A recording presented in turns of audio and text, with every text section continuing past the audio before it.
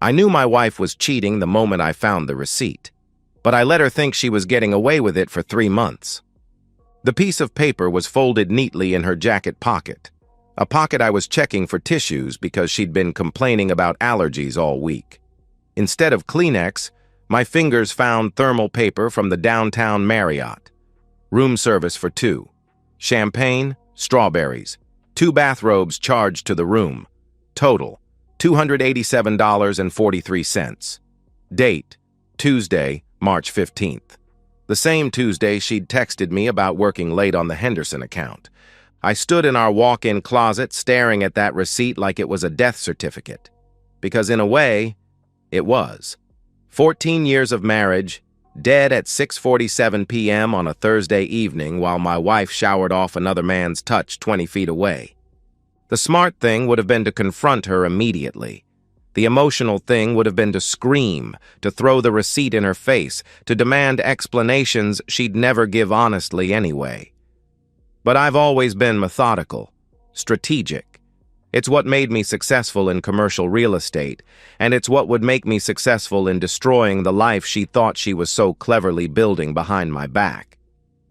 I photographed the receipt with my phone, then carefully refolded it and placed it back exactly where I'd found it. Then I sat on our bed, where she'd been lying to my face for God knows how long, and began to think. The signs had been there for months, hadn't they? The client dinners that ran impossibly late, the new lingerie I never saw her wear, the way she'd started going to the gym religiously, returning home glowing with an energy that had nothing to do with cardio and everything to do with anticipation. She'd been preparing herself for someone else, sculpting her body for another man's appreciation, while I worked late to pay for her personal trainer. The cruelest part wasn't the sex, it was the performance. Every morning she'd kiss my cheek and ask about my day with the same loving concern she'd perfected over 14 years. Every evening she'd curl up beside me on the couch, her head on my shoulder, playing the devoted wife while planning her next rendezvous. She'd become a stranger wearing my wife's face, and I'd been too trusting, too stupid to notice. But now I knew, and knowledge, properly applied, was power. I'd heard about the Henderson account, of course. Margaret had been working with some hotshot junior partner at Brennan and Associates, a financial services firm downtown. She'd mentioned him a few times. Derek something. Young, ambitious, probably saw my 43-year-old wife as a sophisticated older woman worth impressing. I could picture him. Expensive suit, confident smile, the kind of man who viewed other people's marriages as obstacles rather than boundaries. He probably thought he was clever, stealing another man's wife with champagne and strawberries in hotels I'd probably helped finance through our joint accounts. The shower shut off. Margaret would emerge in 10 minutes, hair wrapped in a towel, skin pink from the heat, and she'd smile at me with those lying lips and ask what I wanted for dinner. But I wouldn't be playing anymore. I'd be watching, learning, gathering intelligence. I pulled up the number for Hartwell Investigations on my phone. Private investigators weren't just for divorce cases anymore. They were for men who understood that information was ammunition, and I intended to build an arsenal. Mr. Hartwell, this is David. I need a consultation regarding my wife's extracurricular activities. I have evidence, but I need documentation. Complete documentation. Money is no object. I hung up and smiled for the first time in months. Margaret thought she was the predator in this marriage, but she'd just become the prey herself. She just didn't know it yet. The bathroom door opened, releasing lavender-scented steam. David, what do you want for dinner tonight? I looked at my wife, really looked at her, and saw a stranger. Whatever you'd like, sweetheart. I'm not particularly hungry. Not for food, anyway. But for justice? For revenge? My appetite was ravenous. Michael Hartwell delivered his first report exactly 1 week after our initial consultation, and reading it felt like performing surgery on my own marriage.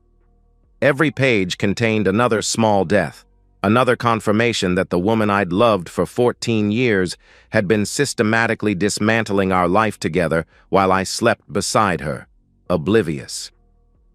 Derek Castellanos, 29 years old, junior partner at Brennan and Associates, former college lacrosse player at Duke, unmarried, ambitious in the way that only comes from growing up with family money and Ivy League connections. The kind of man who probably viewed seducing married women as a sport, complete with scorekeeping and technique refinement. The photographs were clinical in their clarity. Margaret laughing at something Derek said over lunch at Meridian, the upscale restaurant where she'd never taken me despite my suggestions. Margaret's hand covering his across a corner table at Sapphire Lounge, the intimate cocktail bar she'd claimed was too stuffy when I'd wanted to celebrate our anniversary there last year. Margaret walking into the Hampton Inn on 5th Street, Derek following exactly 7 minutes later, a pattern they'd apparently perfected to avoid being seen together. But it was the surveillance video that truly revealed the scope of her deception. Hartwell had managed to capture 23 minutes of footage from the hotel's lobby camera. I watched my wife of 14 years transform into someone I'd never met. Her laugh was different, throatier, more sexual. Her walk was different, a subtle sway that advertised availability. Even her posture was different, shoulders back, chin raised, projecting a confidence she'd never shown me. She was performing femininity for Derek the way actresses perform for cameras, and the performance was flawless. The most damaging evidence wasn't visual, it was temporal. Hartwell had cross-referenced Margaret's claimed work schedule with her actual whereabouts, building a comprehensive timeline of deception. The Henderson account required approximately 6 hours of weekly client interaction. Margaret had been billing nearly 20 hours weekly to Henderson-related activities, while spending an average of 14 hours per week in hotels, restaurants, and Derek's downtown apartment. She wasn't just cheating. She was stealing time from our marriage and billing it to her lover like a prostitute with a retainer. The confrontation scene I'd been imagining wasn't about emotion anymore, it was about strategy. Margaret wasn't just betraying our marriage, she was investing in a future that didn't include me. She was building a new life while using our shared assets as startup capital, planning her escape while keeping me as a financial safety net. The divorce attorney I consulted, Patricia Vance, was renowned for her scorched earth approach to matrimonial warfare. Her office walls displayed framed newspaper clippings detailing high-profile cases where she'd decimated unfaithful spouses with surgical precision. "Your wife has been remarkably careless," Patricia observed, spreading the photographs across her conference table like tarot cards predicting doom. The paper trail alone would be sufficient for a fault-based divorce in this state. "I want more than a divorce," I told her. "I want consequences." Patricia smiled with predatory satisfaction. "Then we'll give her consequences." We spent 3 hours mapping strategy. Asset protection came first, quietly moving funds from joint accounts to individual holdings, documenting every shared investment and property acquisition, preparing for the legal battle Margaret didn't know was coming. Patricia recommended a forensic accountant to trace every dollar Margaret had spent on her affair, building a case for reimbursement of marital assets used to fund adultery. "Let her think she's winning," Patricia advised. "Cheaters become overconfident when they believe they're undetected. She'll make mistakes." That evening, I watched her prepare for another client dinner with new eyes. The careful makeup application, the outfit selection, the perfume she'd stopped wearing for me months ago, every detail was a weapon she was sharpening for someone else. "Henderson account again?" I asked, sipping wine while she checked her reflection. "Unfortunately," she sighed, practicing the weary expression she'd perfected. "Derek thinks we can close the deal if we work through some details tonight." Derek. She'd said his name with unconscious familiarity, the way she used to say mine. That slip would have destroyed me 3 months ago. Now it was simply more evidence for Patricia's files. After she left, I poured another glass of wine and opened Hartwell's latest report. Tonight, when Margaret thought she was safest, when she believed her secret was secure, Hartwell's team would be documenting every kiss, every caress, every moment of passion my wife shared with her lover. In 3 weeks, I was going to destroy her world completely. I selected my charcoal Armani for the confrontation, the same suit I'd worn to close the Meridian Tower deal, the same suit Margaret had once called devastatingly handsome. The manila folder containing divorce papers sat on my dresser like a loaded weapon, 47 pages of legal documentation that would transform my wife from partner to adversary with the stroke of a pen. 3 months of surveillance had revealed their pattern with mathematical precision.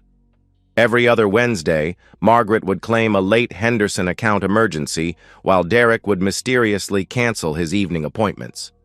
They'd meet at the downtown Marriott, the same hotel where I'd first discovered their affair. Room 847, always room 847. I arrived at the Marriott at 5:30 p.m., 2 hours before their scheduled rendezvous. The lobby lounge provided perfect surveillance angles while maintaining the appearance of a businessman waiting for clients. I ordered Macallan neat and positioned myself with clear sightlines to the elevator bank. At 7:43 p.m., Derek entered through the main entrance wearing confidence like expensive cologne. 6'2", athletic build, the kind of casual arrogance that comes from never facing real consequences. He moved through the lobby like he owned it, probably because he'd been conducting his affairs here long enough to feel proprietary about the space. Margaret appeared at 7:51 p.m., 8 minutes of strategic delay designed to avoid the appearance of coordination. She wore the black dress I'd bought her for our anniversary last year, the one she'd claimed was too fancy for anywhere we'd go. Apparently, Derek merited special occasion attire. Watching them reunite near the elevator was like observing wildlife, predators recognizing each other through instinctual signals. Derek's hand found the small of her back immediately, guiding her toward the elevator with practiced familiarity. Margaret laughed at something he whispered, the sound carrying across the lobby with crystalline clarity. They were happy, genuinely, radiantly happy, in a way that illuminated how miserable our marriage had become. Margaret hadn't looked at me with that kind of anticipation in years, hadn't touched my arm with that unconscious intimacy, hadn't smiled with that unguarded joy. The elevator doors closed on their ascending passion. I finished my Macallan, straightened my tie, and began the most important negotiation of my career. 8th floor, down the hallway to room 847. I could hear their voices through the door, Margaret's laugh, Derek's deeper rumble, the clink of champagne glasses. They were celebrating something, probably the thrill of believing they were untouchable. I waited exactly 10 minutes, long enough for them to settle into their ritual, to shed the pretense of business meetings and embrace the reality of their affair, long enough for them to believe they were safe in their stolen sanctuary. The knock was firm, but not aggressive, professional, the kind of knock that suggested room service rather than vengeful husbands armed with divorce papers. Footsteps approached the door. A pause while someone checked the peephole. The chain rattled. The deadbolt turned. The door opened 6 inches, revealing Margaret's face framed by the security chain. Her expression cycled through emotions like a slot machine. Curiosity, confusion, recognition, and finally, absolute horror. The color drained from her face as our eyes met through that 6-inch gap. "Hello, Margaret," I said quietly. "We need to talk." Behind her, Derek's voice called out with casual intimacy. "Who is it, babe?" The endearment hung in the air like smoke from an explosion. She was his babe now, his secret girlfriend, his sophisticated older woman. But she was also my wife, wearing my anniversary gift while planning our marriage's destruction in a hotel room charged to our joint credit card. "It's..." Margaret's voice cracked. "It's my husband." The silence from inside the room was deafening. I could picture Derek's face, the exact moment when his fantasy collided with reality.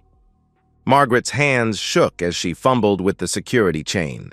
She opened the door wider, revealing herself in the silk robe the hotel provided. Her hair was disheveled, her lips swollen, her face flushed with passion that wasn't meant for me. "David, I can explain," she began. "No need," I interrupted, extending the manila folder with surgical precision. "Everything's explained in here." She took the folder with trembling fingers, her eyes never leaving my face. Behind her, Derek appeared in the doorway wearing nothing but hotel towels and panic. Up close, he looked younger than his 29 years, his face pale with the realization that his sophisticated affair had just become a legal liability. "Divorce papers," I explained conversationally. "Your attorney will want to review them carefully, particularly the sections regarding fault-based proceedings and asset division. Patricia Vance is very thorough." Margaret's knees buckled slightly at the mention of Patricia's name. Derek's face went gray as he processed the implications of being named as co-respondent in a high-profile divorce case. "David, please," Margaret whispered. "Can we discuss this at home?" "We're past private discussions," I replied.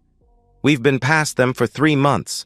Every lie you told, every fabricated work emergency, every passionate evening you spent with Derek while I waited at home believing in our marriage.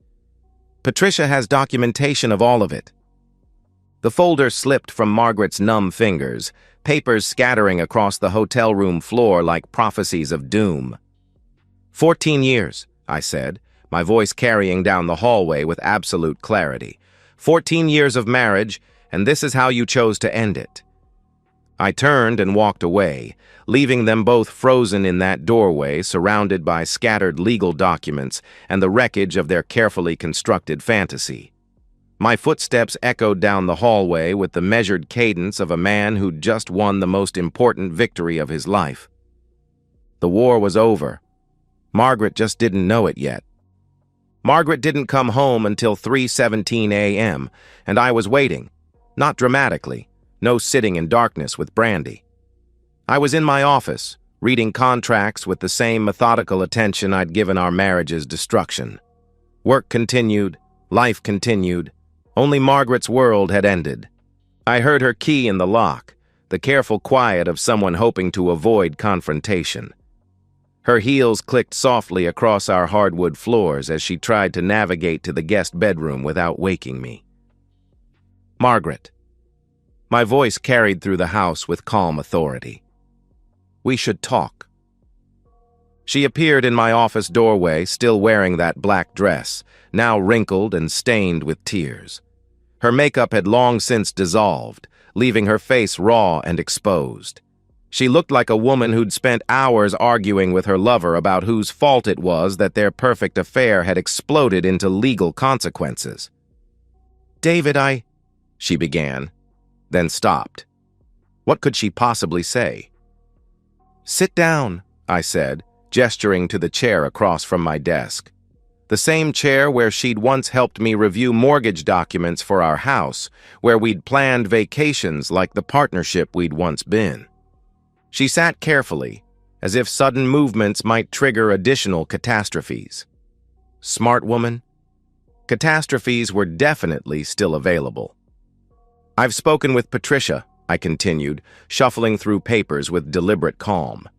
"The preliminary settlement offer is quite generous, considering the circumstances. You'll receive 15% of our combined assets, the Honda, and 30 days to vacate the premises." Her face went white. 15%? David, that's impossible. I'm entitled to half of everything we built together. "Everything we built together?" I repeated, finally looking up from my papers. "Margaret, you've been stealing from our marriage for 3 months, using our joint accounts to fund your affair. The forensic accountant Patricia hired has traced every expenditure. Restaurants, hotels, gifts, $6,700 in marital assets spent on adultery." Margaret's mouth opened and closed like a fish drowning in air. She'd never considered the financial implications of her affair, never imagined that romance had a paper trail that accountants could follow like bloodhounds. "And Derek?" I asked conversationally. "How did he react to becoming evidence in a high-profile divorce case?" Her silence was answer enough. Derek had probably retreated faster than Napoleon from Moscow once he realized that seducing married women carried consequences beyond guilty pleasures. "He's not taking my calls," she whispered finally. "Smart man," I observed, though about 6 months too late for that intelligence. The next 3 hours were a masterclass in controlled destruction.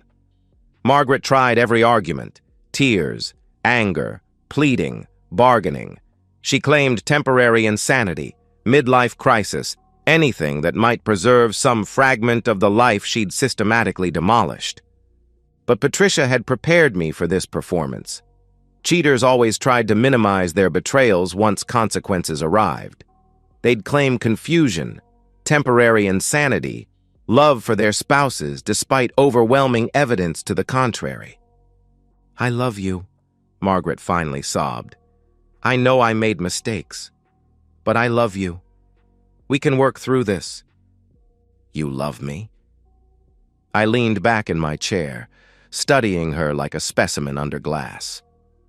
"Margaret, you've been performing love for months while f***ing another man. You've been kissing me goodnight after spending afternoons in his bed. That's not love. That's sociopathy." She recoiled as if I'd slapped her. But truth, like justice, was often violent. By dawn, she'd retreated to the guest bedroom, a refugee in the house she'd helped choose, reduced to camping in spaces that had once been ours together.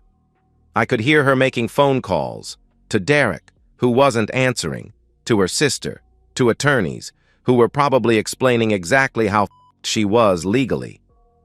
The really beautiful part was watching her realize that Derek wasn't coming to rescue her. The man she'd sacrificed our marriage for had disappeared the moment their affair became inconvenient. He'd gotten what he wanted, and now he was protecting his career by cutting her loose like damaged cargo. She'd traded 14 years of marriage for a fantasy that evaporated the moment it encountered reality. Over the following weeks, I watched her lawyer attempt increasingly desperate strategies. Character assassination, claiming I'd been emotionally abusive, suggesting that her affair was somehow my fault. But Patricia had evidence, and evidence trumped narrative every time. The surveillance photographs were particularly devastating in depositions. Watching Margaret's attorney review images of his client passionately kissing another man in hotel lobbies was like watching someone's faith die in real time. By November, Margaret's resistance had crumbled entirely. Her lawyer recommended accepting our settlement offer rather than risking a trial that would destroy what remained of her reputation. She'd moved back to her parents' house in Ohio, a 42-year-old woman starting over with nothing except the memories of a marriage she'd murdered for temporary pleasure. I felt no guilt about her circumstances. She'd made her choices with clear knowledge of potential consequences. She'd simply gambled that I was too weak, too trusting, or too comfortable to call her bluff. She'd gambled wrong. 6 months after signing the final divorce papers, I stood in my new downtown apartment watching the sun set over the city Margaret and I had once planned to grow old in together. The space was modern, minimalist, designed for a man who'd learned to prefer solitude to deception. No shared closets hiding hotel receipts, no joint accounts funding other people's romances, no performance of domestic bliss masking systematic betrayal. Margaret's destruction had been total and precise. Her position at the firm had become untenable once news of the affair spread through professional circles. Derek had transferred to the firm's Seattle office, probably hoping geography could erase his reputation as a homewrecker. Margaret had moved back to Ohio, living with her parents like a teenager who'd made catastrophically bad decisions. I'd heard through mutual friends that she was working at a small regional firm, making perhaps a third of her previous salary. She'd traded everything: career, home, financial security, reputation, for 3 months of hotel room passion with a man who'd abandoned her the moment their affair became inconvenient. The mathematics of betrayal were brutally simple. She'd received exactly what she'd given: nothing. Some nights I'd wonder if I should feel guilty about her comprehensive destruction. Therapy might have been an option. Counseling could have addressed whatever marital problems had driven her to seek excitement elsewhere. A more forgiving man might have attempted reconciliation, but Margaret hadn't chosen therapy or counseling or honest conversation about our marriage's problems. She'd chosen deception, betrayal, and the systematic dismantling of our partnership while maintaining the pretense of love. She'd earned her consequences. The man who'd found that hotel receipt 6 months ago no longer existed. That man had been trusting, optimistic about human nature, willing to assume good faith in others' actions.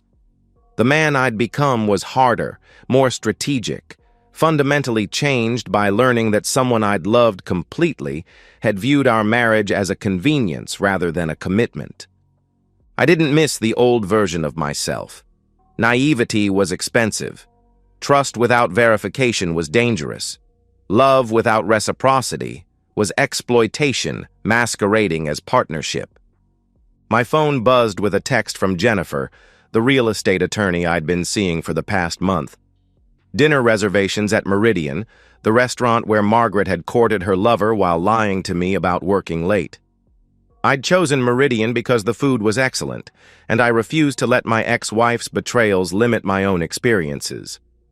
Margaret had made her choices, faced her consequences, and disappeared into the life she'd built from the ashes of our marriage. I'd made my choices, engineered her consequences, and moved forward into a future uncontaminated by her deceptions. Some betrayals were so complete, so systematic, so contemptuous of their victims that they required equally complete responses. Margaret had declared war on our marriage through months of calculated lies.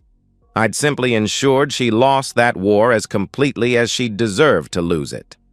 Tomorrow would bring new deals, new possibilities, new relationships built on honesty rather than performance. The future stretched ahead like an empty canvas, unmarked by other people's betrayals or my own naive assumptions about human nature. I closed the blinds, straightened my tie, and headed out to dinner with a woman who'd never seen me as anything other than exactly who I was. No lies, no performances, no hidden agendas. Just the truth. Finally, beautifully, completely the truth. And so, we've reached the end of today's story. Was it what you expected, or did it take a twist you didn't see coming? I'm curious to hear your thoughts. Share them in the comments below, and let's get a conversation going. If this story kept you hooked, make sure to hit that like button. And if you're new here or just haven't subscribed yet, now's the perfect time to join our community. I bring you fresh, captivating stories every day, so click that subscribe button and turn on notifications so you never miss out. Thanks for watching, and I'll see you in the next one.